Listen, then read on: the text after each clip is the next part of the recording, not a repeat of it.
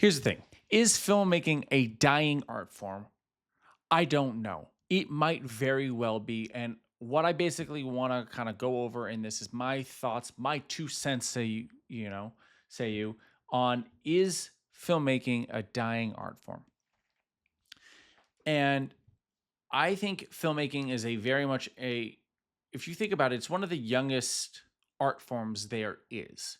You have theater and oral storytelling, which is much longer.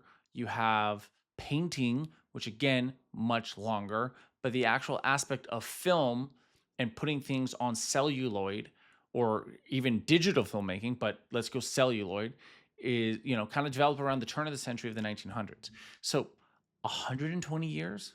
Like, that's crazy. And yes, you could say it's a variation of theater, but it is and it isn't, because you have the ability to completely transform and change locations, change settings. Like, you can have, the entire genre of sci-fi was not a thing until literally the last like 80, 100 years. Like, that is insane if you really think about it. So, how is filmmaking evolving over the next future? Is I really see YouTube obviously being a very big impact on filmmaking. And I think it's kind of interesting to see how you have guys like Markiplier coming out and doing different things, guys like Josh Johnson doing different things, and changing the game in terms of what filmmaking is.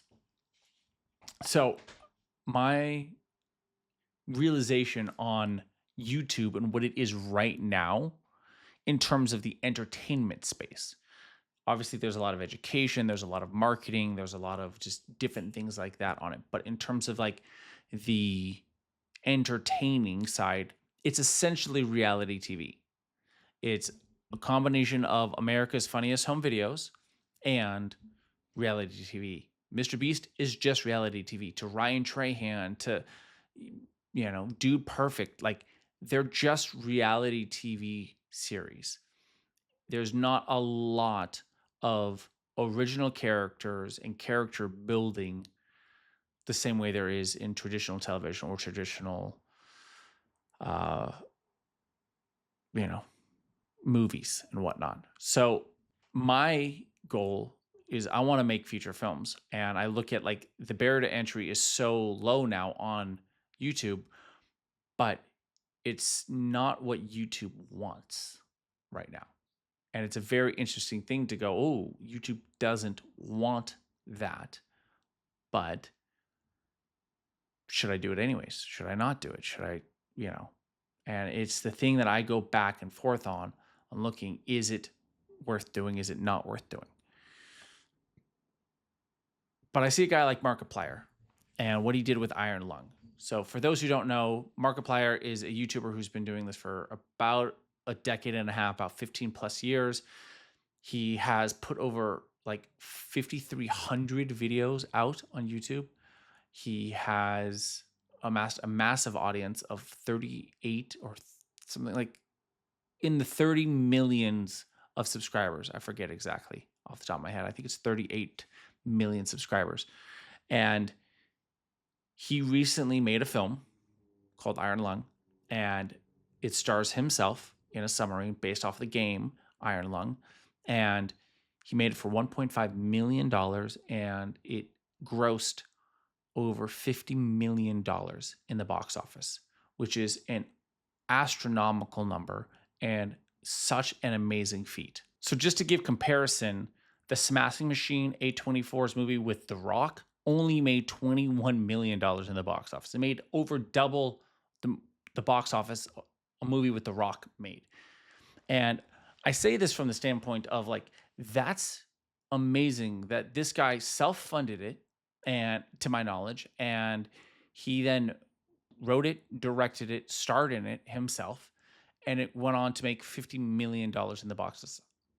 And that does not include any of the streaming numbers or anything like getting it sold to Netflix or Amazon, because that deal hasn't been inked yet. I think he's still trying to figure out how to ink a deal with YouTube to sell it on YouTube. And It's amazing to see that. And but that's again not his daily content, is not narrative content. It's video game content. It's kind of, you know, it's talking to the screen like this type content. But he's built up that audience and built up that trust that people know it. Now he's made several other kind of television showy type contents, which are awesome. I highly recommend checking them out. They're where you go, basically you got to click the video and it gives you kind of like a right or left option, and it takes you down. You choose your own narrative of the film. And I think it's absolutely genius. And but it really goes to show, it's like if you build a really good audience, a true audience that that really wants to show up for you, they'll show up for you. And that story is absolutely amazing. And you have then another, on the flip side, this is not narrative filmmaking, but I think it lends itself to where is filmmaking going, and where is in like YouTube is Josh Johnson. He's a comedian, and he puts out essentially a comedy special every single week, and it's new material every single week. And it's unbelievable to think about like the amount of work that takes. And it goes to show like YouTubers, like it is the medium where like you can just really build out that community, really build out that like, so now I think he's hosting the Daily Show on Comedy Central, if I'm not mistaken. And it's fascinating though. It's like you build up that demographic by just doing it. It's like, I wonder if I were to put out a feature film or, narrative content consistently, would it eventually find its audience and really build that community? And I think so. And so I'm partially making this video a little bit of as like a video for my future self to go. I think that's a future where you just got to do it enough and it'll create the look and the vibe that you want of, and the audience that you want.